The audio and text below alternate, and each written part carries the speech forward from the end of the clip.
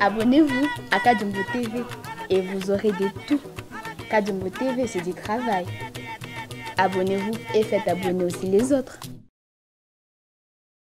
Bonsoir, bande konangai na yeli susu bikolo yo tuza ko umela te pona koloba toko kene mbala moko na lati pe rouge lelo po na matanga ya Texas Mwemba. Texas Mwemba, c'est un catcheur qui sait donner la discipline de jouer au catch sans fétiche. Ayebaki technique ya catch, tactique ya catch. Mais tant que la difficulté oyo batikela ba ndundu awa na Congo, bazana bango ebelete, l'État congolais a kokaki ko s'organiser tilelo même.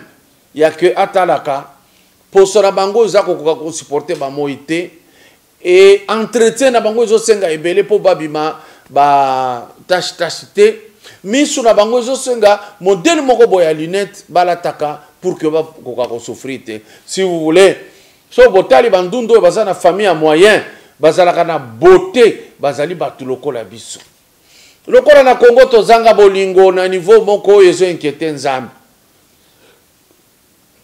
Texas Mwemba aleka ki vine mo bimba kobunda pozo ka lunette ya kopesa bandundu ezaki problème azaki chef ko tambola akei akiti ataba ndekone propre ba Congo ba riche bele bazalaki wana bolingo wana ezalaki te. Est-ce que botala kate ba télévision ba maçon du cœur botala ka bango te. Nalanda Cristiano Ronaldo a moni kaka mwasi azolela po na opération bébé na ye abtinda $80,000. Ya biso ba riche na Congo problème. Ya biso ba politicien bazana mbongo problème. Le Texas Mwemba, on pouvait faire un meilleur deuil. Il était l'unique au Congo qui s'est battu pour na bandundu to tikiye akufi lokola mututu et puis ezolo bela biso le côté. Mais tango ba dessinateur ya pamba oyo bakufaki kuna na France tomona ki obembina kwa komi je suis Charlie Hebdo. C'est à ce niveau où j'entre avec la matière de ce soir. Pour dire makambutu ezoye la biso ko souffrir buzoba na biso moko tomi pesa valeur à ta mon côté. Généralement le noir aussi c'est ça. Na monaki de ba chef de l'État ba kimi mbangu ba koti ba avion ba kia na France ba simbene ba soko tambola pona 14 dessinateurs. Mais ba bomina Congo ba millions par le Rwanda, le Burundi, l'Ouganda. Tomoni bangote koya que je suis RDC rien. Awa mutu ya Black Panther akufi. Congolais nyonso je suis Black Panther. Mais na monité na réseau social ba komi je suis Texas Mwemba. C'est ça notre façon de nous réduire. Batutu ya étranger, c'est un peuple zéro. Nous pouvons encore le mentir quand nous le voulons. Voilà pourquoi je reviens sur la vie de Mobutu. Quelqu'un m'a posé la question. Une question intelligente qui n'était pas une question bête. Alors, Mobutu a tellement mai, azako solana mai, akokaki ko solana ma belete fo solana mai, olobi parce que zalaki pas un vrai originaire. Oui, je répète, c'est ça. Atako oké na bokoko, okokuta jamais mon payako ko zoma belé. Ajako le banango, jamais, ça n'ira pas. Mais mon payako kiko kende na fleuve, et sika ba puissance ya mabe tambolaka, parce que et circulaka des océans vers les fleuves, vers les mers, vers Makambotu Oyoyebi. Je voudrais vous montrer que l'histoire de Mobutu, 80% Oyotoyeba, ils ont le kuta. J'insiste, je signe et je persiste. Ce qu'on appelle Sabino ba indice, c'est ce qui nous tue, nous. Nous avons des indices et nous nous en foutons. Parce que nous disons, nous les Congolais, et le quoi bien Zaka Reuta Kamusika. Et tout menteur nous ment ici. J'ai vu Abed Achour, Azoke ne peut se bloquer dans la prison. Depuis quand appelle ça dans la prison à Makala? Pour aller déconnailler Jamal dans la prison Kuna. Koyaka na biloko akolia, bakoki ko préparer coup. Nini, nous sommes légers. On pouvait ne fût-ce que même par le directeur de la prison au Gogotate. Tu as des prisonniers dans le Liban que Dieu va savoir. Mais nous sommes faibles. Nous sommes très faibles. Mobutu a profité de notre faiblesse pour nous faire ce coup-là. Imaginez Mobutu qui dit à Kassavou que nous pouvons faire ordre aux Zonga. Vous imaginez? Kassavou part sans problème. Atikala aux Zonga tena bokoji. Tokende sikoyo étape par étape. Je vous ai présenté l'autre fois. J'ai le livre de Esolomoa. Il a écrit sur Mobutu. Il a appris beaucoup de choses. Tant qu'il est dans la prison, il a appris des choses. Moi, j'ai appris des choses aussi dans cette famille là-bas. Parce que Niwa Mobutu était l'ami de mon oncle. Oncle Langawana Bazako Yemba Eti Nabana OK. Solo tout base à la candé, tout ça, une émission à expliquer. J'étais proche, la prochaine fois, je peux sortir même des photos. D'abord, il était mon gouverneur au Katanga, et ensuite à Kinshasa, j'étais tout près de lui. Makambona Kolobawa, même Batundu wana bayebi ango nyonso, ba mokolo wa pombo bayebi, batutu bayebi, bangwanda zamboko wana bayebi. Mais c'est un pays où nous sommes trop faibles. On est faible. Ce que j'ai dit, ça s'est vu au Katanga. Tout étranger au Katanga est applaudi. On ne l'attaque pas. Mais on attaque Ndekonaye, Kassayen, qui est congolais comme lui, Katangé.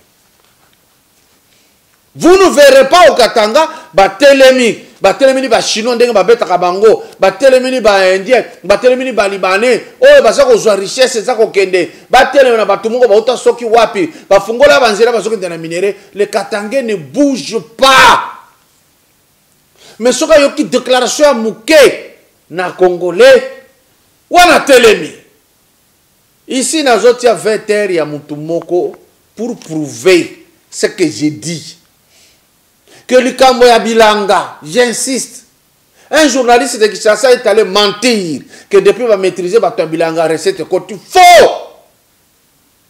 Makamboya Bilanga bandit depuis Mobutu ces journalistes n'étaient pas avec nous chez nous. Il ment. Voilà nous les Congolais. Tant que nous avons Bilanga Zaraki Kaka. Joseph Oyaye, Bilanga Zaraki Kaka, j'ai donné même la précision que tout n'a qu'au Fiolomide. Tant que nous avons Kangaye, Akimela Kana Sindi, Nanzele ya Bilanga, tout n'a yé. Mentir aujourd'hui que Bilanga est commis à faire des pèses, Bakassayen, non, faux. Le problème, c'est qu'on est en train de chercher à déséquilibrer les Kassaïens comme Mobutu l'avait fait du temps où Kyungo était gouverneur. C'est ce qu'on est en train de vouloir faire avec Kiaboula aujourd'hui. Tchelanga Veter Tolanda, ex-ministre Kabange Numbi, qu'est-ce qu'il dit contre les Kassaïens? On va. Chacun a un chez soi. Nous ne tolérerons plus que quelqu'un vienne. Le plus naturellement du monde, et en plein jour, un député national s'est permis, en présence du gouverneur du Haut-Katanga, de lancer un appel xénophobe visant l'épuration ethnique du peuple du Kassai. Chacun a un chez soi. Ici, dans l'espace Katanga, c'est chez Joseph Kabila Kabange. Nous ne tolérerons plus que quelqu'un vienne. Allez faire vos histoires où vous voulez. Mais quand vous venez respecter les gens que vous trouvez, ça nous ne tolérerons plus et plus jamais. C'est un message que nous donnons et nous disons que nous avons averti. Nous avons averti. Ce qui se passe à Kasumbalesa, j'y reviens. Nous venons d'apprendre qu'on commence à laver les gens les Bizaba. Des féticheurs qui sont venus du Kasaï. Un certain M. Lumpung, la société civile a toutes les données. Voilà, il le dit avec force, il le répète, il le dit avec véhémence. Mais il ne peut pas dire, allez le voir, il ne peut pas dire qui a vendu l'uranium chez nous sans que Katanga a profité bon. Il ne peut pas le dire. Il ne peut pas attaquer les gens qui sont là, politiciens, dont père et mère ne sont pas Katanga. Il ne peut pas le dire. Il ne peut pas attaquer les Chinois qui volent au Katanga à ce jour. Kabange Numbi ne peut pas le dire. Mbato Yamoni a attaqué Kakakasayen. Mais Kabange Numbi oublie une chose. Là où il est en train de parler au Katanga, Lubumbashi, Kambove, Kipushi, Likasi, c'est la terre de Kiabula Oya Telemi Pembeni. Ba Kiabula bazana principe moko wandani na wainje. Kabange Numbi qui parle au niveau de Okatanga aza wainje. Parce que pas une bango zande na Olomami chez moi là-bas. Olomami, il n'y a aucune infrastructure louable. Alors, il passe le temps. Il y a quelqu'un qui a un vrai frère naïe. Il attaque le vrai frère naïe. Kabange Numbi, comme ceux-là qui l'attaquent lui, tous sont les enfants de Ilunga Bidikilou. Là où il pouvait dire, il ne le dit pas. Qu'il descende à Kamina, qu'on construise les Baloubakat, construisez la ville à Kamina, mettez l'infrastructure à Kamina, allez réclamer. Or, Kamina descendait en Bujimaï pour vivre. Kabongo allait aussi à Kindu, descendait au Kasaï pour vivre. Un seul peuple. Vous entendez les discours des politiciens et ils prenaient cela. Kabange Numbi est allé déclarer comme ça, là-bas, et Fayoulou déclare ici, et on attaque mon jeune frère Mike Mukebai parce qu'il a dit mon combat n'est pas celui que Fayoulou veut sanctionner. Quand Mike Mukebai a attaqué le président Félix Tshisekedi, il était patriote. Quand il fait observer à Fayoulou ce que tu dis n'est pas notre combat, il devient Moulouba. Je reviens à Mobutu. Demandez à qui que ce soit que signifie Mobutu, il ne vous le dira pas. Il ne vous le dira pas. Et ce nom de Mobutu n'a commencé à exister qu'avec lui, na famille de ça n'existe pas au Congo, ce nom. Nous devons être un peuple qui allait commencer par là. Quand vous arrivez au Katanga, vous allez trouver le nom de Kabila partout. Il n'est pas venu avec un nom comme ça. Vous allez trouver ce nom partout. On va vous dire, son père était Taratibou. On est allé vous montrer même la case de son père, là où il fut né. Moi, je peux vous dire, oui, il est de notre commune de la Katouba à la Katouba 3. Quand je parle, on m'écoute, et c'est vrai. Mobutu vit flou. Au moins, faux. Voici. Comment les Congolais te communent à niveau bako sakabiso loko na ba bébé. Parce que bébé au koko tchaye musapi. Ako fi bango ko kanisa ke libele ya maman. Comment maman yemone en 1922 ako ki ko bota Mobutu en 1930. Comment on est tombé si bas? Comment on continue à dire oh maman yemo, maman yemo? Comment on continue à dire que c'est maman Mobutu? Comment on est comment nous? On est comment? C'est que je dis même les enfants de Mobutu ne peuvent pas défendre ça.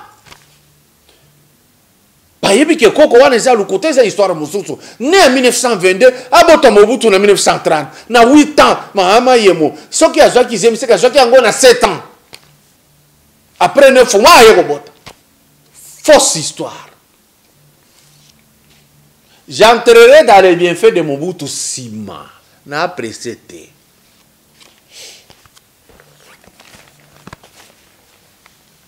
Bande convoque de tourner tous les grands mystiques.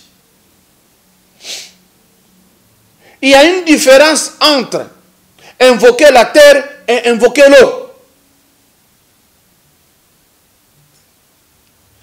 Dans cette surface de terre où Dieu nous a placés pour vivre, notre vie est sur terre et non sous l'eau. Quand quelqu'un va dans l'eau, il ne peut pas sortir sans une nomination, sans un nom. Bolanda Sakombi Nongo Nabokebi. Il a dit, je l'ai suivi. Nana landa qui était que oh bazoko tie la bino na ba vidéo ba kati azolo bana fandi na zoyoka. Que bakitaka na ba Mobutu na fleuve Congo na se de babimi na drapeau ya MPR. Botikali kaka na parti au Sakombi azolo ba, j'ai vu Mobutu boire du sang humain, mais que Sakombi a bomba ibeli.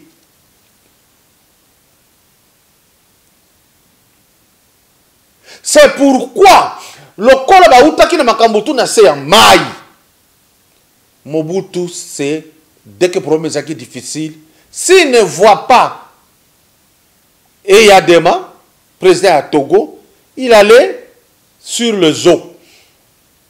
À Kofanda wana, azali pe ko la kaka wana na bateau, mais une cérémonie s'est passée.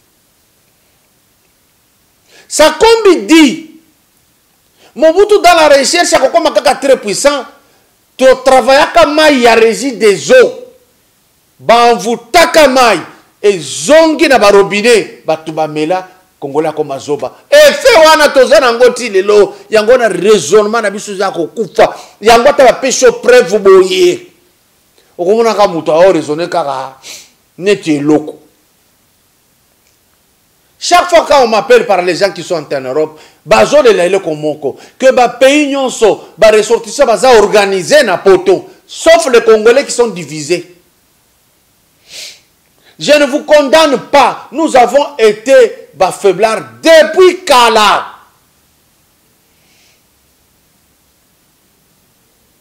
Ça, il faut le retenir. Depuis Kala, Bazwakabiso, Batumoko, Bato, Bazaki, Basedaki, Bafungolaki, Congolais sur Azul Mupaya, à quoi on peut se secret, nyon, so comment Babo Makambo Kanaï. C'est pourquoi je continue à vous dire que le cas de Mobutu, c'est comme le cas de Draman Alassane Ouattara. Il est président de la Côte d'Ivoire, mais son frère est président de l'Assemblée nationale au Burkina Faso. Vous pouvez comprendre ça. Il y a un Congolais, bon, on m'a dit de ne plus le citer, son frère est député na Burundi, lui est ici Congolais. Donc, c'est nous là. C'est nous qui sommes bêtes. Moi y compris. Aujourd'hui, on a besoin d'un mis. On a nos calme. Et puis, nous avons besoin d'un bokepe pour 1000 francs, pour 2000 francs. On a soutenir mal. Mais il y a des gens qui ont besoin d'un Congo. Ils ont fandi. Ils ont tala. Oyebi.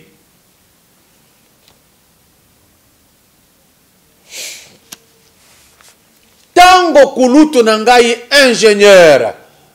Moubake Valentin, alobaka vérité sur caméra, tango kendeki na Rwanda, qui l'a suivi? Vous n'avez pas chanté ici caméra pacificateur, c'est ça nous. Au lieu de se dire, non, Moukuba yaka na université, yebisa soutenir, yaka na institut supérieur, yaka, tous ont conscience que les Cambo ils en dégainent. Les Libanais sont ici, leur pays pauvre tient grâce à la diaspora. Les Libanais bisika tout bazali, so ba détourner mbongo et qui est par bango. Cas spécial, Jamal. Mais le Congolais, quand il va ailleurs, il oublie.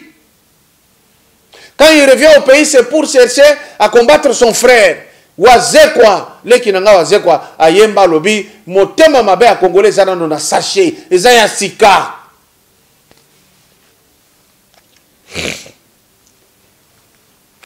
Mobutu c'est sec. Mobutu, un nom qui n'est pas congolais. Congolais moko teko kusipikia yango. Soki aye kusipikia yebise ozoko sa. Olingi créer une signification. Asala tour ya Congo période ya Zaïre pona koluka ke bakoko bandi maye. So webi histoire na te bani. Mikolo tout ozana bango ba betaka histoire te batika ba peuple congolais dans le néant. Yoka Mobutu ce qu'il avait fait comme position à pays. Le Zaïre avec Mobutu, on n'est ni à gauche, ni à droite, ni au centre, mais on était quelque part. Et nous avons suivi Mobutu dans ça. Il l'a dit plusieurs fois. Pour nous tromper, il a placé ce qu'on appelle l'authenticité. Bien sûr que oui. Qu'est-ce qu'on en a fait? Vous, notre peuple, faut pécher le loco. Azuyango, à côté de la kaka à transformer comme le comme chose. Toi, à kita, à qui de vérifier. Oh, Mobutu a son authenticité. Si quoi il pas nabiso tous à la kandenge. Les Congolais ne l'ont pas fait. Moi, Kadiombo, je l'ai fait. Je suis un descendant de Ngoyan Congolo, un descendant de Milambo Numbi, je suis un descendant de Kabamba Milambo, je suis fils de Mwanamzuri. Je connais. Je suis fils de Lusamba, la fille de Mukuna Kavouanda. Je connais, moi, je connais. On va descendre, vous allez comprendre une chose. So, il n'y a pas d'abisso. Ok, non, c'est là qu'il n'a rien qu'à sa numéro 49. Tant qu'on va déménager, va comme il a deuxième avenue numéro 96. Nga Baye Bingaï.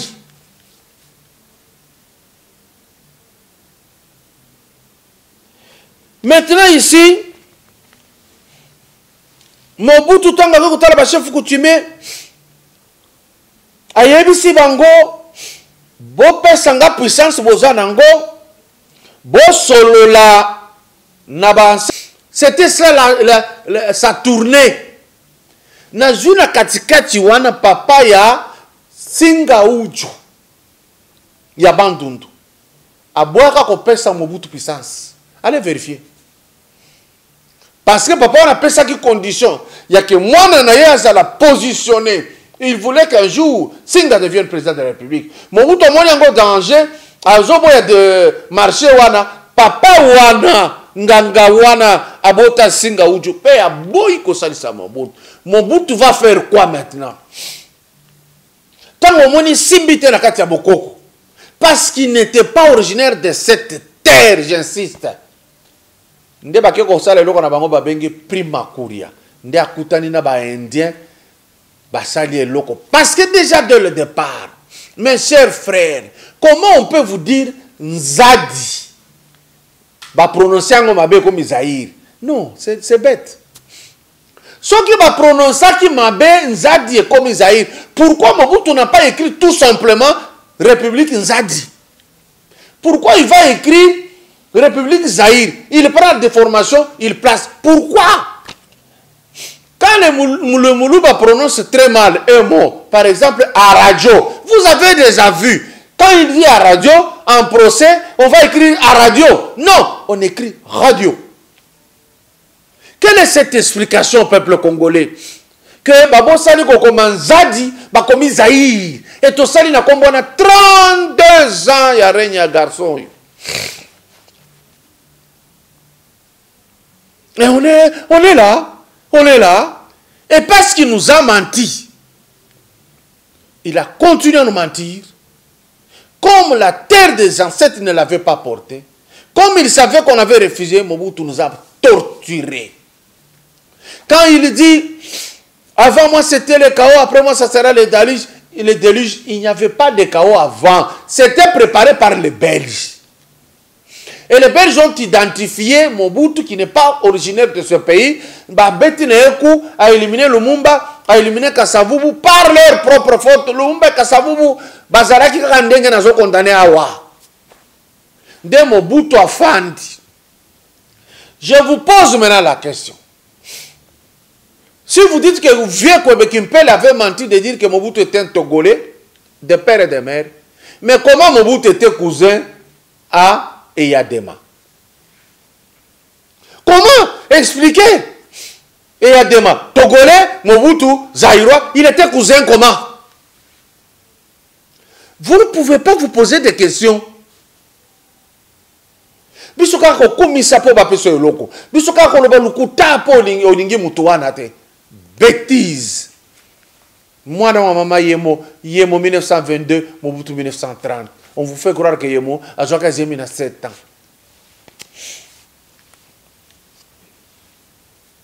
Ce qui m'a une réaction à Mobutu. Il a fait des petites choses pour se faire aimer des Congolais. Comme Ouattara vient de faire des petites choses pour séduire les Ivoiriens, les lois Linga qui est dans le 3e mandat. Mobutu, sachant qu'il n'était pas de ce pays, n'a pas construit l'Équateur.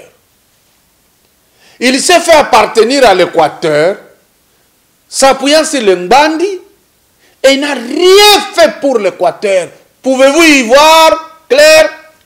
Moi, je peux féliciter les Balouba du Kassai. On construit leur province eux seuls. Peut-être là où Batiaki et l'autre parce que va préparer la capitale, c'était au Kassai central. Basalaka Kanangande, Zalaki vraiment, Basalina constitue le Loabour. Pourquoi? Les Belges en entrant au Congo, ils ont placé au Bas-Congo l'église, la première église, mais ils ont placé la première école au Congo, au Kassai.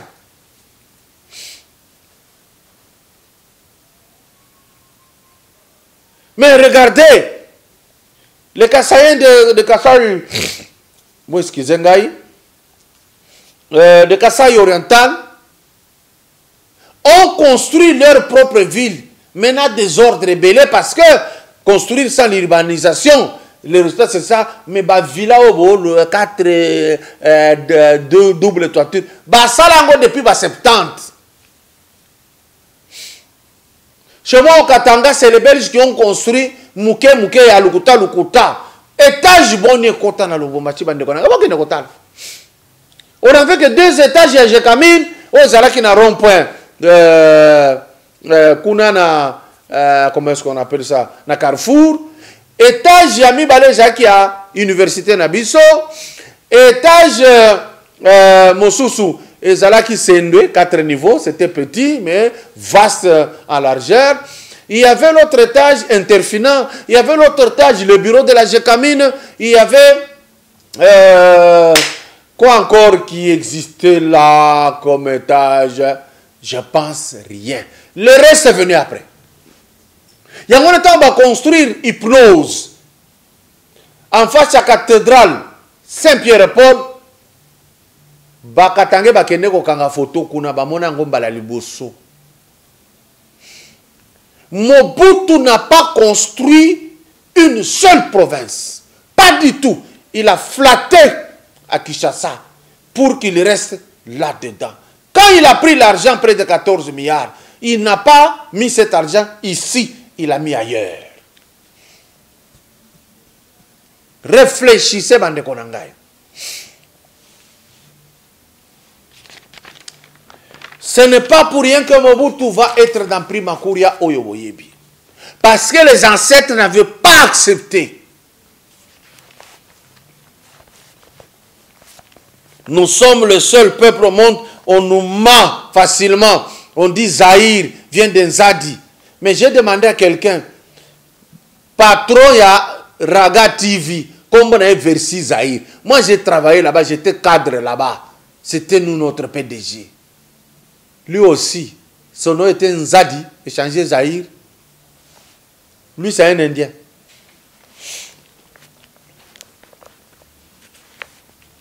Ici, nous avons Félix Tshisekedi. toyebi papa, toyebi maman, toyebi panabango, ainsi de suite. Si je prends Jean-Pierre Bemba, toyebi papa Saolona, toyebi panabango, toyebi pendako na ye wa tonga, toyebi nenga zalaki pe ko pebi sambongo papa na ye na sibe zaire, toyebi grand bazar ezawana, oyo bengi GB. Si nous prenons Mozito, nous savons que à Outagungu, à la classe, à Saliti, na ministère na inspecteur financier, il y a finance, tiens comme ministre, je crois, budget puis premier ministre. Toyebi, Bande Konangai, Ebongo Melkisedek, Fayoul. Qui connaît son père? Qui connaît sa mère? Qui connaît sa tante? Qui connaît son frère? Qui connaît sa soeur? Il est qu'à lui. Melkisedek, il n'est ni père ni mère, ni généalogie. Ayega Gaboy. Tozolanda Sima. Résultat, tribalisme côté na Sima naye. Bandundu n'attaquait pas une tribu quelconque que Bolonga Toyinibino faux. C'est venu avec ce type ici dont on ne connaît pas les origines. Si vous demandez à quelqu'un, plusieurs gens disaient, oh c'est vrai, on a mis Touni, village Bandun. Rien. Il est allé au Bandun lui-même. A-t-il montré les villages de son père ou de son grand-père? Rien. Parle qui Congo, on a habité na Bimaka, on a Zamouana. Moi, à quel âge autant on a eu diplôme d'État? Au Zokango, on a Ngiringiri, Balobi Okosi, on a Zayn Anjili, Balobi Okosi. Quand quelqu'un part d'ici qu'il est diplômé d'État, c'est quelqu'un qui est déjà adulte. Bon, adulte peut-être c'est trop dire, majeur. Et ce majeur de Fayoulou, et l'autre côté, il y a Bandou de la Mounokone, Balobi a poto. Bandeko, même quand vous dites nous atanga salabo, bah si vous attendez la université naïe, à ça la qui s'abîme au atanga naïe classe moko. Ton moni est quand on a à côté de la conférence nationale souveraine. Et si on est hollandais, tu es bien yaki naïe. Nous passons. Alors, ici, je voudrais qu'on signale une autre précision. Tellement qu'il y a un lexis légal, na lemba na école moko, bakosi ke atanga na saloyo, ba répondre, non, faux. Cette école-là n'a jamais eu d'école primaire.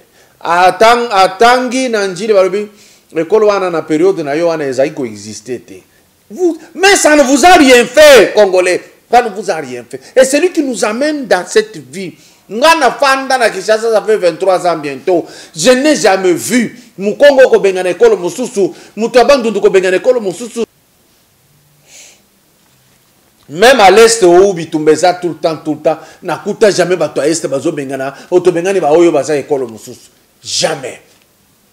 Na mona ngo na Katanga. Na yeko mona Fayoulou a récidivé na ngwa. Moi je peux expliquer, je suis fier.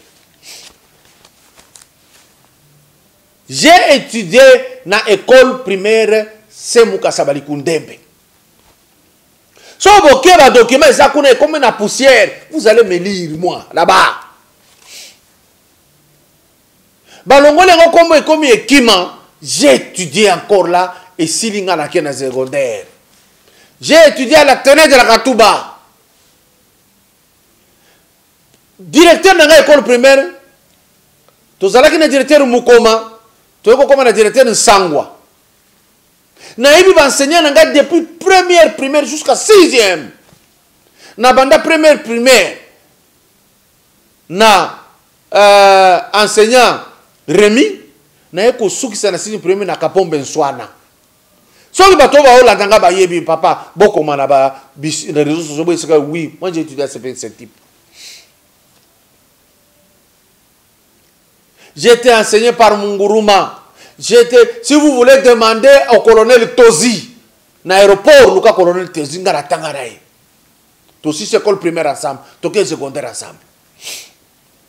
Allez à l'INPP, vous trouvez le pasteur Simon Mbaya, na Tangi Nayi, na Silsi Nayi. Bato nga na Tangi sa, Bazawa. Il y a ceux qui sont avocats, ceux qui sont enseignants et d'autres sont devenus général Yaminene. Peut-être pour la sécurité, na tangi été. Ah, Mounene général. Quand je parle, il me suit. Il m'appelle bonjour prof parce que je l'ai enseigné. J'ai étudié à Kankamana. J'ai continué à l'ISP, français linguistique africain. J'ai étudié na ISIPA. J'ai fini à l'ISIPA. J'ai étudié à l'Université protestante du Congo. Je suis linguiste, je suis juriste, je suis entrepreneur. Et je suis allé étudier à l'ICA. Allez demander à Fossa Tomisa, pose la question à Dan Diavanga, posez la question à Clévy, posez la question à Kalimasi, posez. Je ne donnerai pas des histoires d'à peu près. Faux. Vous voulez me connaître? Posez la question à Mova Sakani. Il me connaît. Allez demander. Il est là. Posez la question à Kabange Numbio et à Image. Il me connaît très bien. Et je le connais. Quand je parle, me connaît. Que Fayoulou vienne faire comme moi. Il amène les deux ordres au pays. Et on est là. On dit on l'accompagne. On va tuer les Balouba au déclaré. Parce que lui est là. Bravo Maïke Moukebaï, bravo. L'homme est comme ça. Quand OK, conviction, Monique Zayangote change, attaque la perversion de la valeur politique. Qu'on cesse de nous mener en bateau. Ça, on ne tiendra pas compte. Pour terminer, Natanga livre à Koyagialo Mbasseterem. Na solo na vie Koyagialo, paix à son âme. A kotaka ba procès ya likambo ezalaki te. Tango ba belge na ba français ba baye Mobutu Sese Seko. Ba créaka lukuta moko ba benga ngo lititi mboka que batu ya Équateur bangwandi o bazali kotanga kuna na ba mususu bazalaki koboma batu. Pour une mort ou deux esalemaki na aéroport Moïse Tshombe. Ba français ba yeko bimisa lukuta ba sali ango presse mobimba ba loba la ba télévision na bango mensonge. On ne peut pas vous montrer là où Mobutu avait tué au campus de Lubumbashi parce que moi j'étais au campus de Lubumbashi nazalaki na Taïbas. Demandez à Fafan Longa qui est notre diplomate en Angleterre, il va vous le dire. Quand je parle, tous les étudiants de notre université de Lubumbashi connaissent ce que je suis. Et j'étais le seul. Après avoir fini, je venais jouer sur le campus dans la salle Bingoto. J'ai dormi à la taille basse. Bon Poutouna Olivier, il est à l'heure qu'il est quand je suis en train de parler na Bukavu. Je ne sais pas s'il a déjà quitté Vodacom. J'ai passé nuit parfois na homme 3, na 3e niveau, na chambre naïe.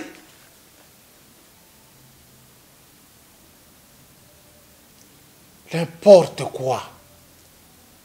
Les Français ont créé ces mensonges et les Belges. Mobutu Azalaka na eloko na ekola ye na po. Je me rappelle même Kulutu Nangai, Kyungwa Kumanza, alobaki no bakundaki batu na poste. Allez déterrer la poste, il n'y a rien. Parce que jour où baobongi sa place ya poste, na monaka ebembete. Tout le monde de Lubumbashi, na monaka ebembete. Mais on était en train de continuer à dire que baboma batu na Mobutu sur le campus. Mensonge. C'est de la même manière, ces mêmes deux pays ont créé un mensonge que Fayoulou a gagné qui n'a 62%. Rien du tout. Mensonge. Fayoulou n'a pas su vous montrer les PV. Tango Kieko Samba, il faut brandir une preuve. Il ne peut pas vous montrer les PV que a gagné qui élection. Babandi koroba makambo lukuta ono ndenga zawana azamutu ya bandundu bandundu votaki ye bakongo mensonge. Il ne peut pas vous montrer il est de quel village. Pas du tout. Bonsoir. Abonnez-vous à Kadjumbo TV et vous aurez de tout. Kadjumbo TV, c'est du travail. Abonnez-vous et faites abonner aussi les autres.